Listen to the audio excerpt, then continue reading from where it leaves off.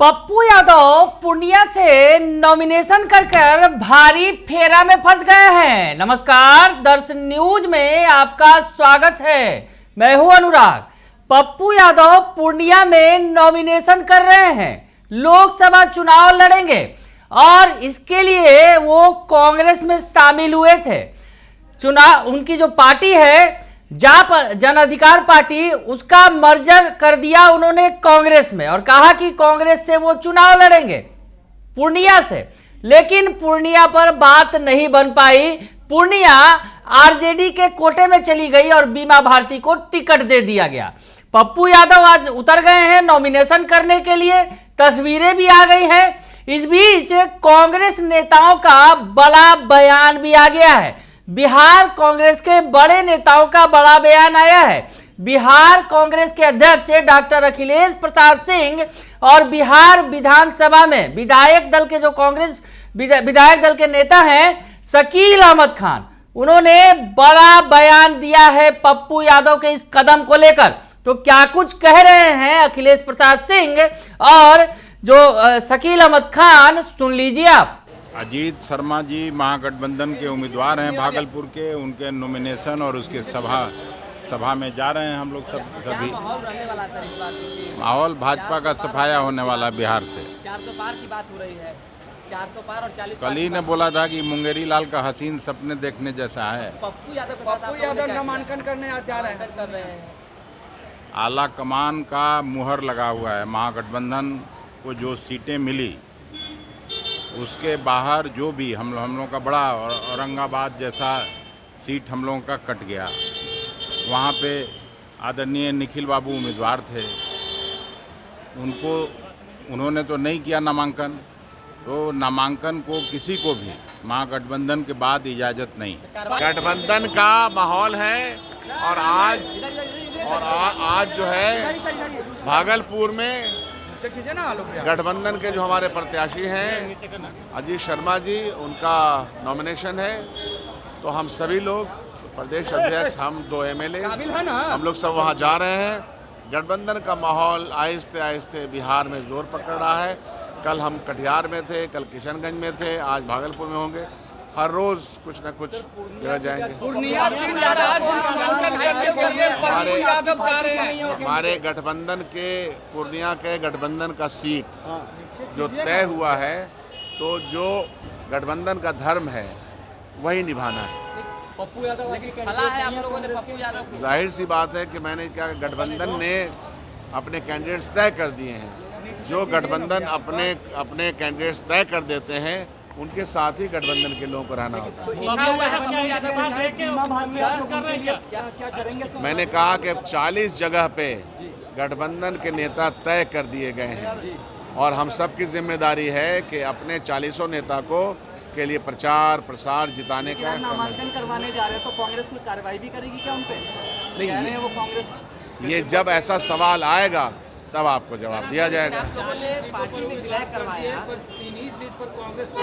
नहीं, वो और हो जाएगा, क्योंकि देखिए second phase, third phase, fourth phase, fifth phase लंबा है।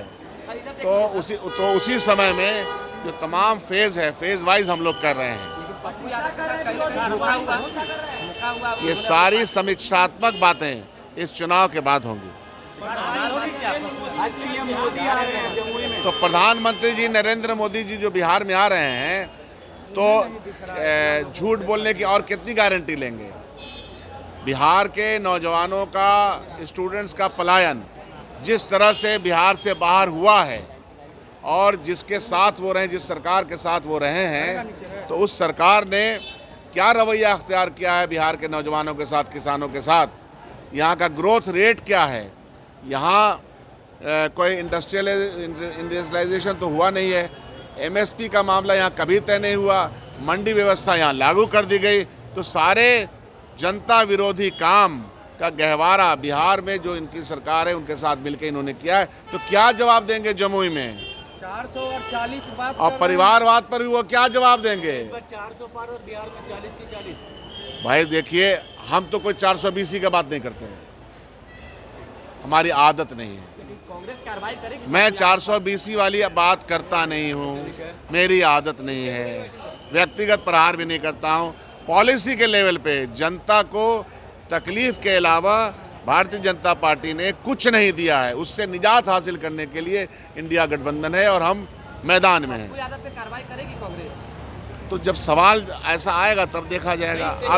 अब ये कबल अजमत क्या बयान दिया जाए। बयानबाजी हो रहा है, सवाल खड़े कर रहे हैं कि और भी जो लोग नामांकन किए उसमें नहीं गए, पर पप्पू यादव से विरोध ऐसा है ना कि यह सवाल तो उन दोनों के बीच में हो रहा है और मैं किसी और पार्टी का ब्रीफ लेके तो नहीं आया हूं। मैं जानता हूं कि इंडिया गठबंधन में सब शामिल हैं।